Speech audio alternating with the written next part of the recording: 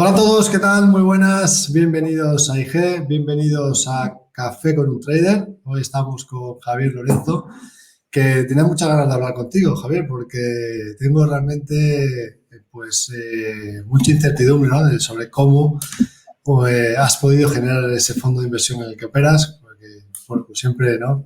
Muy interesante todo esto de saber cómo uno puede hacer su fondo de inversión, cómo puede operar con él. Así que vamos a hablar de todo esto ahora.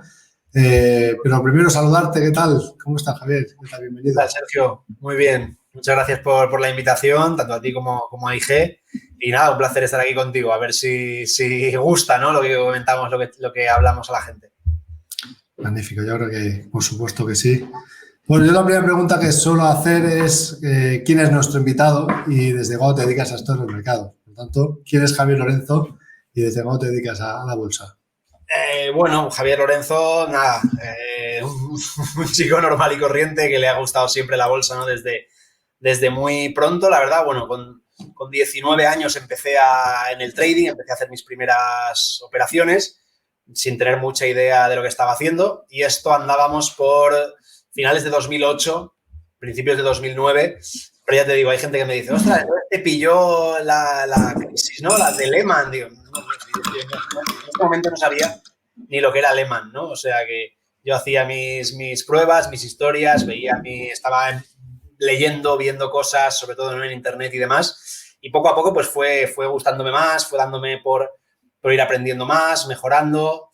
Sobre todo me gustaba mucho la parte más estadística, ¿no? Un poco la parte más, pues eso, la gestión del riesgo, eso, cómo tomar las decisiones siempre en base a perder lo menos posible, no sé, un poco esa fue la idea, y poco a poco, ya te digo, fui empezando a operar con CFDs, con derivados, fui evolucionando, he seguido con los derivados siempre, operando por ahí cartera de acciones puras, ¿no? De renta variable. Luego, sobre todo, descubrí los ETFs, que es la herramienta un poco que me cambió el chip. Pero vamos, que al final toco un poco de todo y hasta hoy, realmente, y eso, desde hace ya prácticamente, bueno, casi 2 años dedicándome a la gestión de carteras, y desde hace 8 meses gestionando el fondo de inversión GPM Asignación Táctica, o sea que muy contento, la verdad. La verdad es que es un paso importante, ¿no? Para tu carrera. Y yo te quería preguntar, ¿cómo se pasa de ser un inversor particular a un gestor de fondos, ¿no? Esta es quizás la gran pregunta que tiene todo el mundo. ¿Cuál es esa evolución? ¿Cuál es ese paso cómo va? ¿Qué es lo que tienes que ir haciendo para llegar ahí? Sí, a ver, la verdad que es hoy en día, tal y como está el mundo de la gestión en España, es bastante complicado, ¿no? Porque al final, para gestionar un fondo de inversión, un fondo como tal, necesitas un capital mínimo de 3 millones, claro. Entonces, o tienes, pues eso, ¿no? Sobre todo, entiéndase, a nivel familiar o a nivel un patrimonio muy grande detrás y que encima vayan a confiar en ti, o es muy difícil, ¿no? Con pequeños inversores. Sí que es verdad que yo en este caso con GPM lo que tiene es compartimentos de fondos, que a efectos operativos es exactamente lo mismo. Lo que pasa que bueno, en el fondo necesitas mínimo 3 millones y mínimo 100 partícipes, y en el compartimento necesitas 600.000 euros y 20 partícipes. Entonces, bueno, yo, pues ya te digo, ¿no? Todo este tiempo en los mercados, de experiencia también en el mundo del brokerage, formación, pues he ido creando una comunidad, ¿no? Gente que me ha ido siguiendo, que ha ido haciendo formaciones conmigo, teniendo mucha relación conmigo.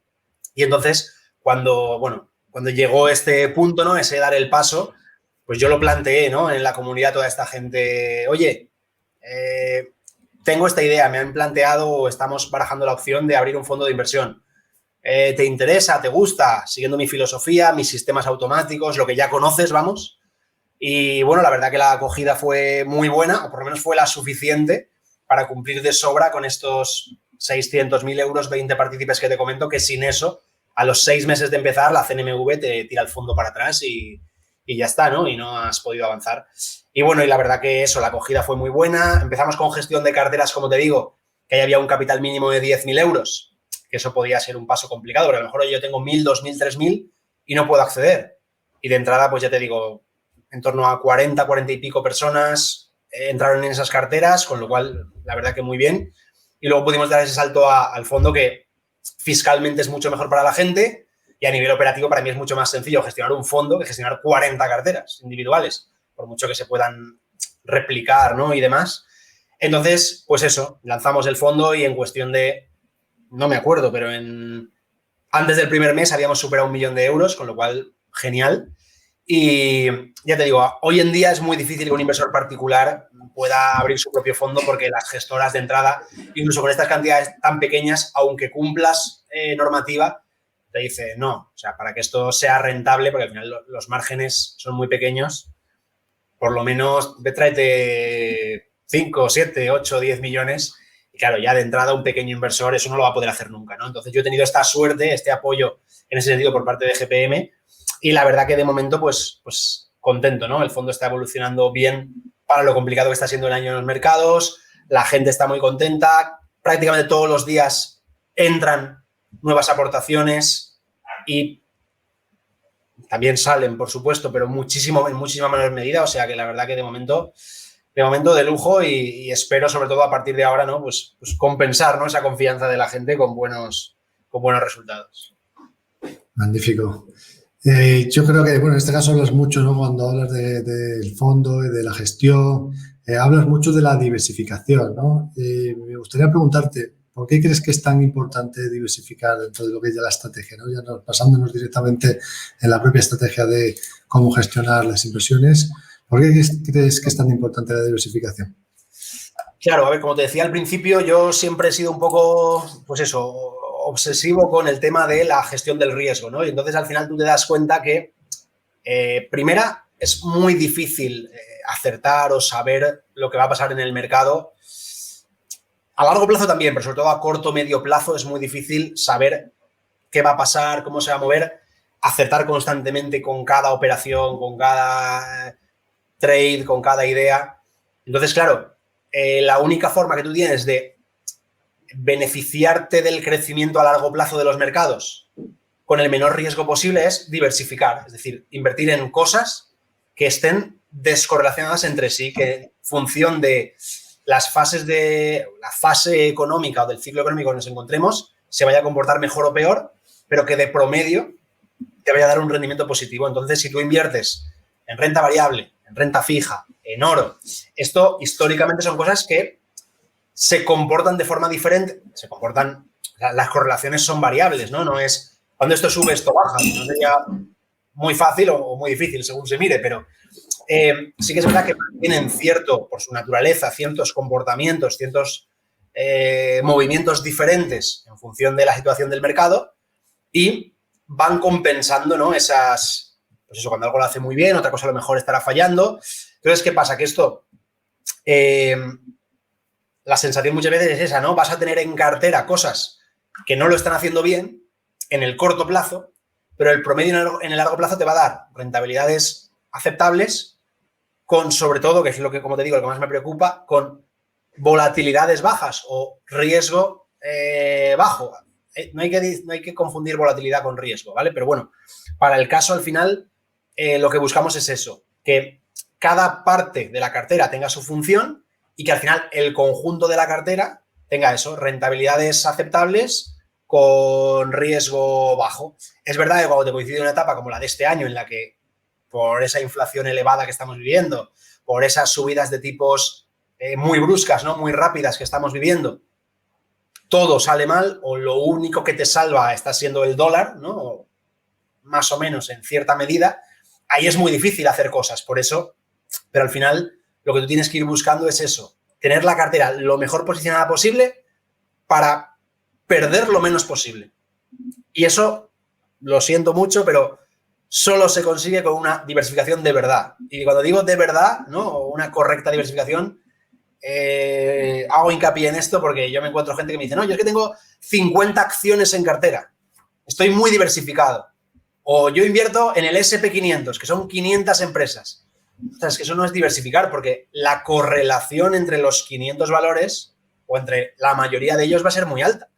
Entonces, en mayor o menor medida, la mayoría de tu cartera se va a comportar igual en todas las fases del mercado. No estás diversificando. En cambio, lo que te digo, tú coges 30%, 33% renta variable, 33% renta fija y 33% oro. Y eso es mucho más diversificado que invertir en 500 empresas. Porque, como te digo, ¿no? Los activos de media histórica están descorrelacionados entre sí. Esto es algo que yo creo que el pequeño inversor no se forma demasiado, no se preocupa mucho por ello, no estamos obsesionados con acertar la acción, cuándo sube, cuándo baja, cuándo hay que entrar, cuándo hay que salir. Y estas cosas son importantes, no voy a decir que no, pero al final no es lo más importante para que tu cartera lo haga bien. En mi opinión, cuidado. Magnífico. Sí, la verdad es que al final esa gestión de distintos mercados, que bueno, que este año sí que es cierto que, por ejemplo, el oro ha estado algo más correlacionado con la renta variable, ¿no? Por la fortaleza del dólar, pero que no es lo habitual, ¿no? Que normalmente el oro ha actuado como refugio en otros periodos en los que la bolsa ha caído. Es cierto que este año es que ha caído realmente todo, ¿no? Y por lo tanto era más complicado. Pero yo entiendo que la idea es que lo que queremos es buscar una rentabilidad mayor con una menor volatilidad y por eso, pues, la idea de hacer un 33%, un tercio en cada cosa y de esa manera, pues, lo normal sería que cuando una cosa sube la otra caiga y viceversa, ¿no? Y que el compendio de todas las cosas, pues, que te funcione a medio y largo plazo bien, ¿no? Y que estés tranquilo. Esa es la idea, ¿verdad? Claro, esa es la idea. A ver, el 33, te he puesto un caso así muy extremo, ¿no? Muy concreto para que la gente nos entienda, pero sí, al final va por ahí los tiros, ¿no? Luego ya la clave está en que si tú pones 33, 33, 33, pues tienes lo que tienes, pero luego lo que yo creo que debes hacer es jugar con esos pesos, ¿no? O sea, no mantenerlo estático, sino, pues eso, ya hablamos ahí de tendencias, seguimiento de tendencias, que yo sé que tú eso lo trabajas mucho, momentum, ¿no? Pues oye, que la renta variable estamos en un ciclo alcista lo está haciendo mejor, pues pum, automáticamente ese 33, pues más peso a renta variable y entonces se reduce un poquito oro, se reduce un poquito renta fija. No los eliminas del todo porque no sabes nunca, como te decía, por lo impredecibles que son los mercados, cuándo los vas a necesitar.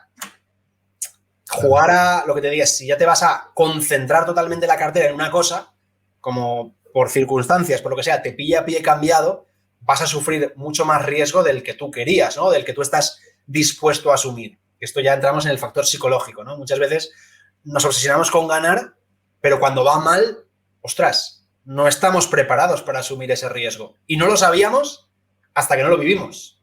Entonces, pues como te decía, pienso más en esa gestión del riesgo, lo que intento es no tener que vivir nunca esa situación de angustia de decir, ostras, la que está cayendo, ¿y ahora qué? ¿No? ¿Ahora cómo salgo de esta? Y ya empiezas a tomar decisiones, condicionado. No, yo prefiero tener unos sistemas muy sencillitos, ceñirme a rajatabla a las normas, porque he visto que en los últimos 40, 50 años esos sistemas se han comportado, lo que decías tú, ¿no? Esa rentabilidad-riesgo ha sido unos porcentajes con los que yo estoy cómodo, con los que yo estoy a gusto, ¿no? Yo sé que nunca voy a ser el que más gana, sé que nunca voy a salir en la portada de los periódicos como el fondo que más dinero ha ganado en el año no sé cuántos, sí, pero como por ejemplo ARC, ¿no? El año 2020 y fíjate, claro, se metió con todo. Cuando tú concentras mucho la cartera en una cosa, o la sacas del estadio o te sacan a ti. Claro. ¿No? O sale, primero la sacó y luego la sacaron a ella, ¿no? Claro, o sea, o sale a hombros o en camilla, ¿no? Para el tema, sí. Para los que le gusten los toros. Pues no, yo no quiero pasar por esas fases, ni por las buenas ni por las malas. Yo quiero estabilidad, calma, poca volatilidad, control del riesgo en todo momento. Y ya te digo, de promedio al final, a 7 años, 8 años, a ciclos económicos, viviendo las fases bajistas, las partes alcistas, yo te digo que de 0 a 100 tú acabas en el top 10. No vas a acabar el primero, pero vas a acabar en el top 10, que ya es un lujo. Y ese es el objetivo al final. Magnífico. ¿Qué te parece si hablamos de sistemas de asignación táctica? ¿Que algo más que quieras comentarme al respecto? ¿Cómo tú lo ves? ¿Cómo lo valoras? ¿Qué es lo que sueles hacer? Ahí es un poco, o sea, lo que te he comentado así de pasada, de ir jugando con los pesos, pero hacerlo de forma sistemática, ¿no? Es decir, yo tengo unos parámetros, tengo unos sistemas y ahí entra ya el segundo grado de diversificación. Una cosa es renta variable, renta fija, oro y liquidez, pero luego ya dentro de la renta variable sabemos que hay sectores más defensivos, más sesgados a crecimiento, que a priori lo van a hacer mejor en fases alcistas, los defensivos lo van a hacer mejor en fases bajistas. Luego sabemos que hay factores, ¿no? Momentum, calidad, growth, value, baja volatilidad, que también, por su naturaleza, lo van a hacer mejor. Pues growth lo va a hacer mejor en fases de crecimiento económico, baja volatilidad lo va a hacer mejor en fases de altas volatilidades, ¿vale? O sea, es un poco lo que te digo, jugar con lo que estadísticamente mejor lo va a hacer en el momento en el que nos encontramos. Y esto, claro, hacerlo de forma discrecional, es decir, yo creo que van a subir las tecnológicas. O yo pienso que porque los tipos van a... Sí, pero al final eso es yo creo, yo pienso, podría ser... No, así empieza así empezamos, me incluyo, el 99% de los analistas nuestros análisis. Yo creo que podría pasar esto, o lo más probable, ya, pero eso de verdad es un motivo suficiente para arriesgar tu dinero. Yo lo que hago es sistematizarlo. Sistemas de asignación táctica. Cuando pasa, no sé, un ejemplo tonto. Por ejemplo, hoy, además, antes de estar hablando contigo, no sé cuándo se va a emitir esto, pero en el fondo hemos comprado ETF de factor value y ETF de factor momentum. ¿Por qué? Porque en el sistema que tenemos sobre factores, el sistema ha dicho que los días, a mitad de cada mes, hacemos revisión del sistema, toca comprar. Lo teníamos 100% en liquidez ese sistema, porque el momentum, ¿no? La tendencia era negativa o era bajista o el sistema consideraba que no había que entrar. Pero justo hoy ha dado entrada a eso. Pues oye, incorporamos, en este caso es un 5% en cada posición del fondo, a value y a momentum. Ya está, es lo que dice el sistema.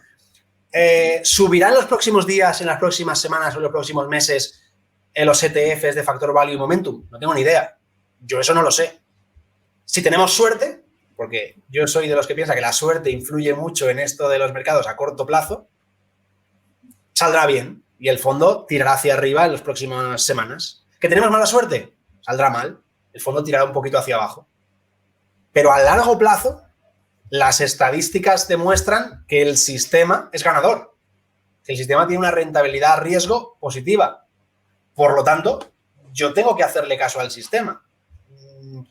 A lo mejor yo podría pensar, ostras, meterte ahora en renta variable cuando a lo mejor viene una recesión y pega otra caída, pero es que yo todo eso no lo sé, eso son cosas que yo pienso, pero no sé lo que va a pasar. Por lo tanto, sigo el sistema y voy a muerte con un sistema que me ha demostrado funcionar muy bien en los últimos 20, 30, 40, 50 años, ya depende del sistema y de lo que recoja el sistema, ¿no? Y eso es la asignación táctica.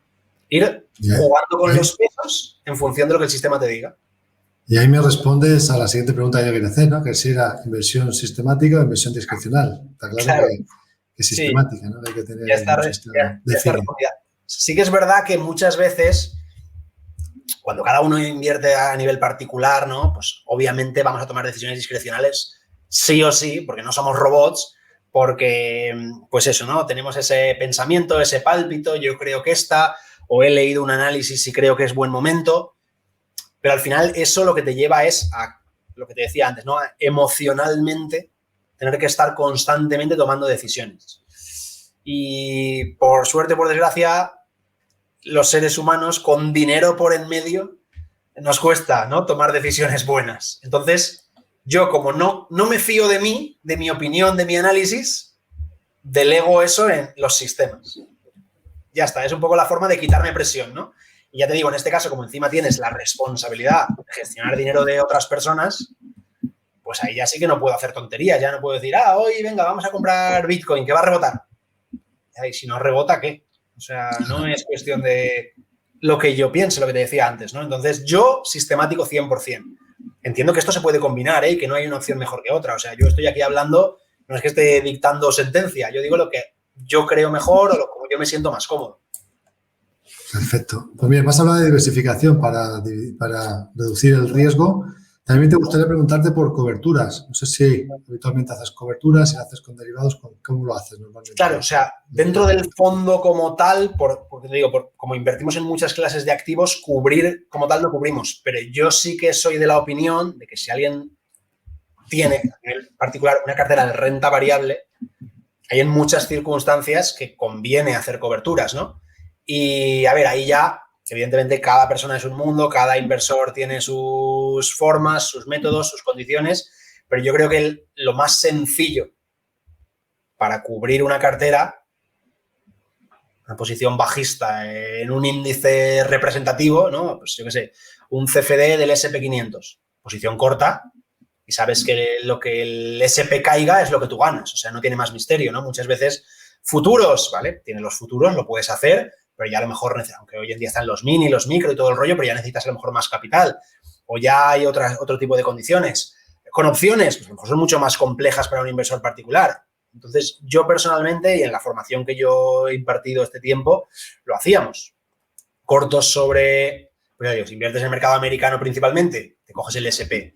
Que inviertes en el mercado europeo, pues puedes coger el Eurostoxx, a lo mejor puedes coger el DAX, o puedes hacer también un filtro de momentum, ¿no? De fortaleza.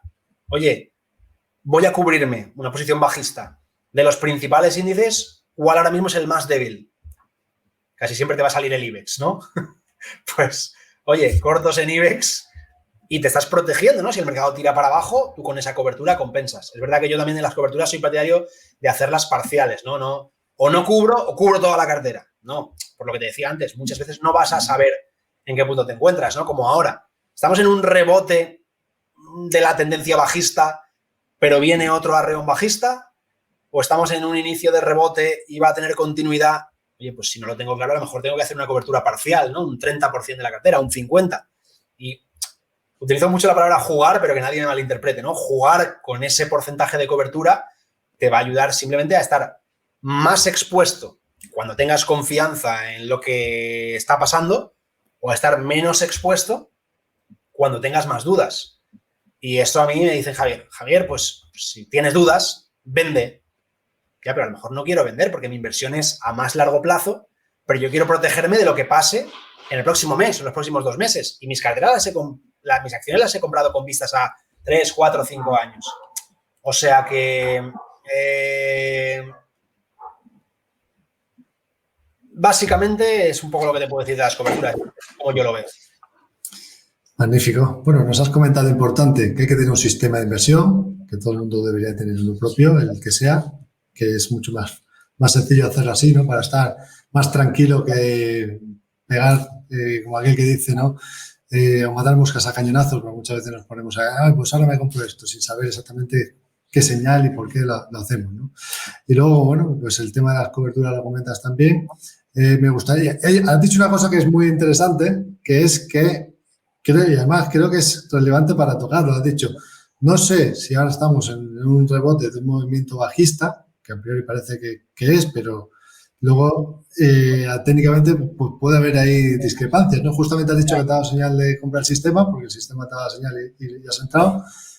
Y la pregunta era esa, ¿qué piensas que podría pasar? Aunque evidentemente no quiero que adivines el futuro, ¿no? ¿Qué es el pálpito? ¿Qué es esto evidentemente que nadie lo considere como que Javier Lorenzo piensa eso, porque evidentemente no sabemos nadie. Pero bueno, ¿cuál es tu pálpito? Porque yo estoy viendo que muchos analistas dicen que podría tener sentido, ¿no? Que si la Reserva Federal empieza a bajar tipos a partir del mes de septiembre, que es lo que indican los futuros sobre fondos federales, que pudiera hacer suelo a partir del primer trimestre de 2023. Esto es lo que están diciendo muchos analistas. Pero también pienso, si todos dicen eso, a ver si va a ser que no vaya a ocurrir, ¿no? Realmente le de sentimiento contrario. Exacto, eso es lo que pasa muchas veces, ¿no? Que a veces, por mucho que puedas pensar o por mucho que algo te parezca que está claro, ir en contra de la mayoría puede ser la mejor opción, ¿no? A ver, lo que has dicho, es muy difícil realmente, justo en el momento actual, ¿no? Que tenemos ahí el SP con los 4.000, que parece como un precio también muy psicológico, que sí, que no.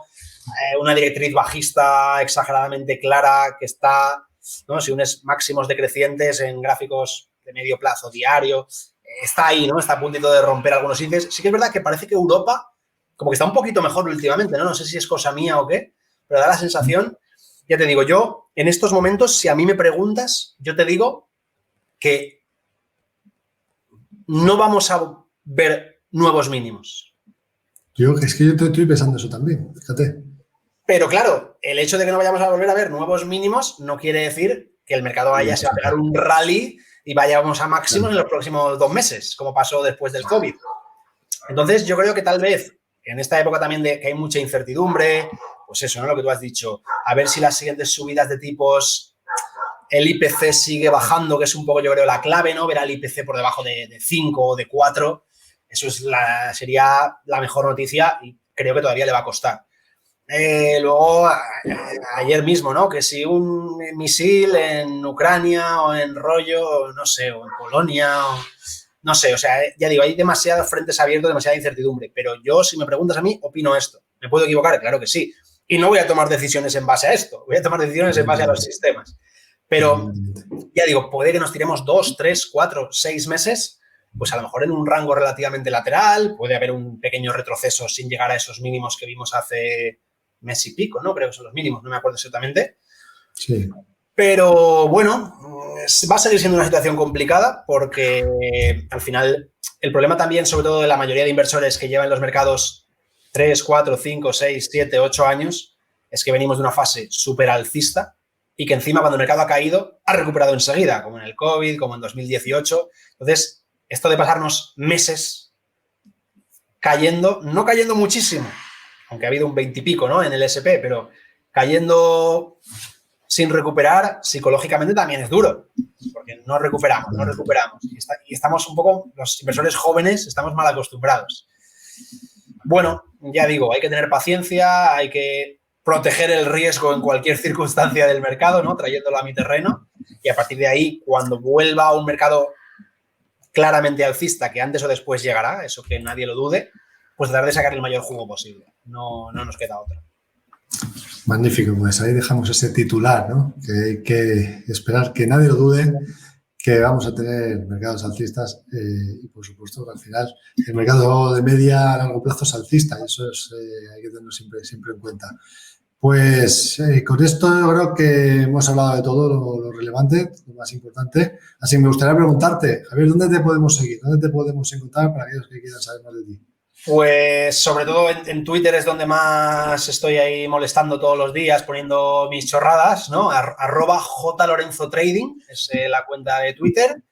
Y luego ahí, pues la web www.jlorenzotrading.com y ahí hay un apartado a toda la información del fondo de inversión. Realmente por esos dos sitios es donde más activo estoy, donde más cosas voy mostrando. O sea que a partir de ahí, la gente que quiera contactarme desde la propia web o el privado de Twitter para preguntarme cualquier cosa que pueda echar una mano, encantado. Pues ahí está, ahí lo dejamos.